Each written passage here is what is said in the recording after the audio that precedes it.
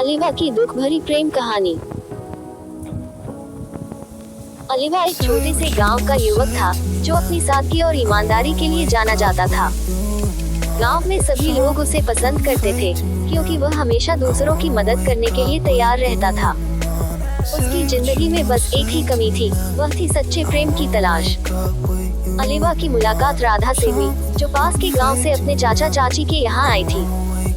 राधा सुंदर और समझदार थी और उसकी मुस्कान में ऐसा जादू था कि अलीवा पहली ही नजर में उससे प्यार कर बैठा। धीरे धीरे दोनों के बीच दोस्ती बढ़ी और ये दोस्ती प्रेम में बदल गई। अलीवा और राधा के प्रेम के बारे में गांव में चर्चा होने लगी।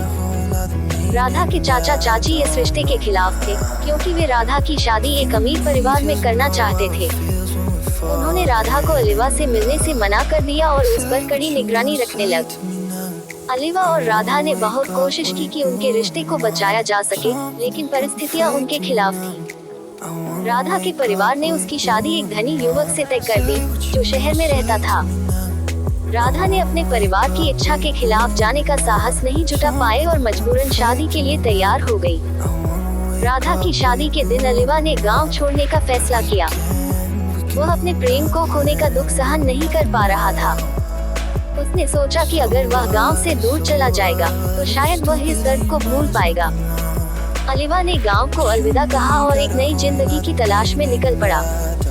अलीवा की जिंदगी में फिर कभी राधा जैसी कोई नहीं आई। वह अपने काम में व्यस्त हो गया, लेकिन उसके दिल में राधा की यादें हमेशा ताज़ा रही। उसने कभी किसी से अपने प्रेम की बात नहीं की, लेकिन उसकी आंखों में उस अधूरे प्रेम की पीड़ा हमेशा झलकती रही। अलीवा की कहानी एक अधूरे प्रेम की दर्दनाक गाथा है जो ये सिखाती है कि सच्चा प्रेम भले ही अपने अंजाम तक न पहुंच सके, लेकिन वह हमेशा दिल में बसता है।